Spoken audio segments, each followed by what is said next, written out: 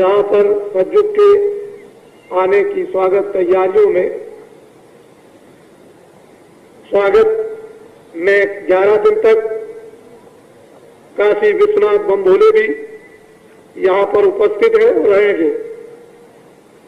और उन्होंने रात को एक स्वप्न तो जरूर दिया है, उस दिन भी दिया था, कल बतलाऊंगा आपको। कुछ रात को आज कुछ और होगा तो परसों बताऊंगा। कुछ स्वप्न है,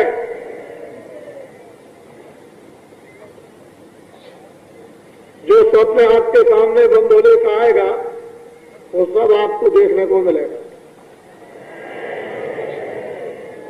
हमने तो आपको ये बताया कि बाबा जी तो अब बताने वाले हैं नहीं, क्योंकि जो बाबा जी को मुसीबत हुई, आपने पूछ पूछ करके आगे क्या होगा, आगे क्या होगा, आगे क्या होगा, आगे क्या होगा, बाबा जी से पूछ पूछ करके और चिल्लाने लगे कि अब ये होगा, अब ये होगा, अब ये होगा। उसमें तो ये मुसीबत दिलवाई आप, और अब आप पूछना चाहेंगे, अब नहीं बताएंगे। अब तो सब काम आपको आंखों से दिखाएंगे, क्योंकि शंकर जी बमभोले यहाँ पर 11 दिन तक रहेंगे। वो भी ऐसे सतयुग के आगमन स्वागत तैयारियों में सम्मिलित है, जहाँ पर शंकर जी सम्मिलित हो सतयुग की स्वागत तैयारियों में। और जल पृथ्वी अग्नि वायु आकाश इन 5 देवताओं के सामान एकत्रित कराने में वहाँ इससे ज्यादा और क्या करें। मुझे इस बात की कोई फिक्र नहीं, उसके लिए कोई बात नहीं। तो इतना बड़ा महान भारत में जो आपके सामने एक जनोरा, एक संदेश हिंदू मुसलमान ईसाई मानव मात के इंसानों के लिए आया कि सब लोग होशियार हो जाओ, सब लोग सचेत हो जाओ। जब आपने राम की बात को नहीं माना तो रावण की कितनी अछौनी सेना गई। जब कृष्ण का आपने कहना नहीं माना तो 56 करोड़ और कितना महाभारत में लोग सफाया हो गए। फिर और आपने नहीं माना तो क्या क्या लोगों को दुर्दशाएं भोगनी पड़ी, और जो जो लोग चले गए वो लौट करके फिर अभी मनुष्य शरीर में नहीं आए।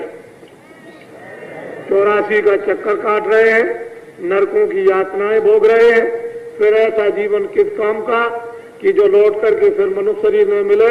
84 और नरकों के चक्कर में न मालूम कितने करोड़ों वर्षों तक पड़े रहे। तो इसलिए कुछ थोड़ा बहुत समझकर कहना मानो, कुछ समझने की कोशिश करो। हम इंसान आदमी हैं, भगवान ने हमको सोचने के लिए एक जहन, एक बुद्धि दे दी है, भूत भविष्य वर्तमान के लिए, कि पीछे क्या था, अब क्या है, आगे क्या होगा, पीछे क्या कहता, अब क्या कहता है, पीछे क्या कर्म होते थे, अब क्या कर्म होते हैं, आगे क्या होंगे। इन सब के लिए आपको भगवान ने बुद्धि दी, दिमाग दिया, उससे हम सभी लोग सोचें, विचार करें और अभ्यास, साधना, उपासना, योग, चाहे हिंदू हो चाहे मुसलमान हो, खुदा के घर में भगवान के पास यदि आपको जाना है और जाना होगा तो आपको जो महात्माओं ने रास्ता पहले से मुकम्मल कुदरती था, जिसको कोई काट नहीं सकता, उसी रास्ते पर आप यहाँ से चल देंगे तो अपने घर में, अपने वतन में, अपने देश में मालिक के पास, प्रभु के पास पहुँच जाएंगे। उसके लिए आपको निमित्त मात्र सहयोग लेकर, मदद लेकर साधना इसलिए करनी होगी कि आप कमजोर हो गए, खड़े नहीं हो सकते, दुबले हो गए और निबल हो गए। न मन में अब, न बुद्धि में, न इंद्रियों में इतनी दुर्बलता, कमजोरी आ गई कि आप उस तरफ नहीं जा सकते। उसके लिए महात्माओं की जरूरत है।